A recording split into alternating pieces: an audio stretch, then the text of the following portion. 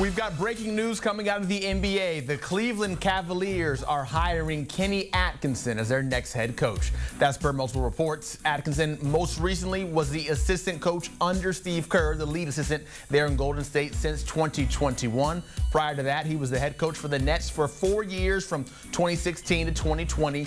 Atkinson will replace J.B. Bickerstaff in Cleveland, who was fired after 5 seasons as the Cavs head coach, made just 2 playoff appearances. So Kenny Atkinson, if you're wondering how he did in those 3+ seasons as the head coach with the Nets, resigned back in that 2019-2020 season as the team went through a lot of injuries, made the playoffs in 2018-2019 and started the job in full rebuild mode. And now Atkinson takes his talents over to Cleveland, saying bye-bye to Golden State. We're now bringing our NBA expert Tim Doyle. And Tim, another domino falls here in the head coaching position in the NBA ranks. Kenny Atkinson to the Cavs. How do you feel about that one? Yay or nay? Yeah, I feel bad for J.B. Bickerstaff. Guy won 48 games last year, and he had his 2 best players, Donovan Mitchell and Darius Garland, miss combined each 30% of the season.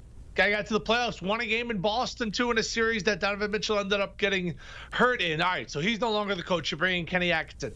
I've known Kenny Atkinson since the day I was born. All right, he's a Long Island guy, went to St. Anthony, ended up at Richmond, and led a big upset in the NCAA tournament, played against him in the Summer League. I think he's an amazing basketball talent. Now, recently, he's been an assistant with the Golden State Warriors, and I think that's very interesting because I think Draymond Green, at this point in his career, where the dominoes may fall out in San Francisco, if Clay moves on, if they start trending in the wrong direction, and let's just say that thing gets blown up, Draymond Green has Midwest ties. The Cleveland Cavaliers, huge if, they retain Donovan Mitchell, they're young, they're talented, they're heading in this direction, okay? Not in this direction. So, obviously the relationship Kenny could have with Draymond Green, but I think the bigger thing is, Zach, the LA Lakers draft number 17 in the NBA draft. Cleveland drafts number 20. Do they go out there and take Bronny James at number 20? Because then if you grab Bronny, maybe the king wants to come on home and then he leaves his boy JJ out in LA. Oh, so many storylines. The NBA sometimes, Zach, is juicier off the court than it actually is on the court. There's so many ways I could go from here next with all the different pieces that you left for me with that answer, but I want to go back first to Donovan Mitchell because clearly he is the star of this Cavs team right now. Played, I believe, just 55 games this past season. He's up for an extension, has just 1 year left on his deal before he could opt out if he wants to. The Cavs, of course, want to bring him back. Does Kenny Atkinson, being the head coach of the Cavs, does that maybe sway Donovan to want to stay in Cleveland? Yes, because how deep is Kenny Atkinson's relationships with 2 other key Cleveland Cavalier players? Let's go back to Kenny Atkinson when he was on the Brooklyn Nets. Who did he draft? Jared Allen? Yeah, he did. Karis LeVert?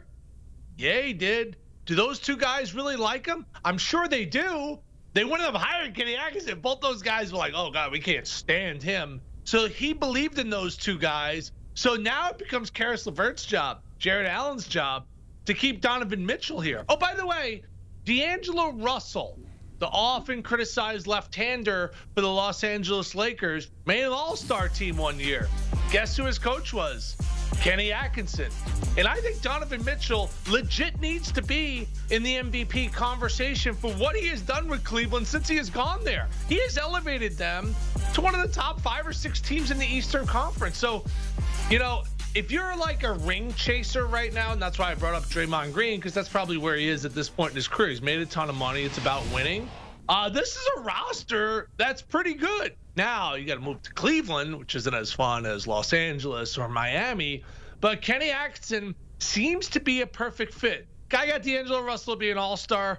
It's up to Karis LeVert and Jared Allen to keep Donovan Mitchell there. If they keep Donovan Mitchell there, they're not that far away. They go grab one key free agent, they're not that far away from competing to go in the NBA Finals. Yeah, you got to figure if they do re-sign Donovan Mitchell, then we'll wait to see what happens with Darius Garland, because those reports out there, maybe if the two of them can coexist and if Darius Garland wants to stick playing with Donovan Mitchell. But Kenny Atkinson, just 2 years ago, we were talking about him when he took the head coaching job for the Hornets, only to then say no. What makes you think that this one now will have the staying power for Atkinson to actually leave Golden State and become the head coach?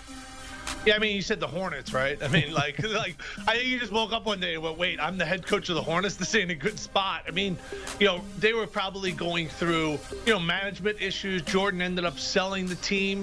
If you don't know who Jordan is, it's Michael Jordan.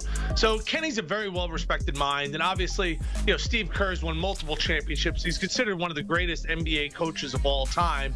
And he had Kenny Atkinson sitting by him side by side over the last couple of years. So I think Kenny's a great basketball mind. When he got to Brooklyn, it was a disaster. He gets them into the playoffs. They bring Kyrie in. Kyrie doesn't like him. He's fired. So that's the NBA.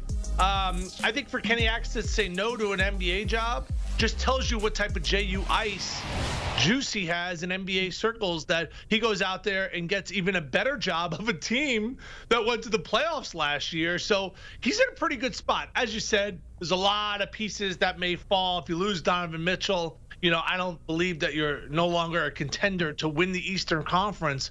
But they went to Boston. They won a game early in the series. It was 1-1 against the Celtics, one of the greatest teams statistically in the history of the NBA. So if you're a Cleveland fan right now, I'd be pretty excited. But now you need your front office to go to work and keep those pieces in place. Yeah, certainly some pieces, if they are in place, that can make you intrigued and excited for the future of Cleveland, as like you say, might be trending upwards instead of downwards. Tim Doyle, thank you so much joining us in the conversation as we talk about Kenny Atkinson. And now you look around the NBA, well, what jobs are still open? Just one, and it is the Pistons, who are still looking for a head coach after firing Monty Williams. Names like James Borrego certainly being flirted out there as a potential spot for the Pistons, but they are the only one out there still needing a head coach.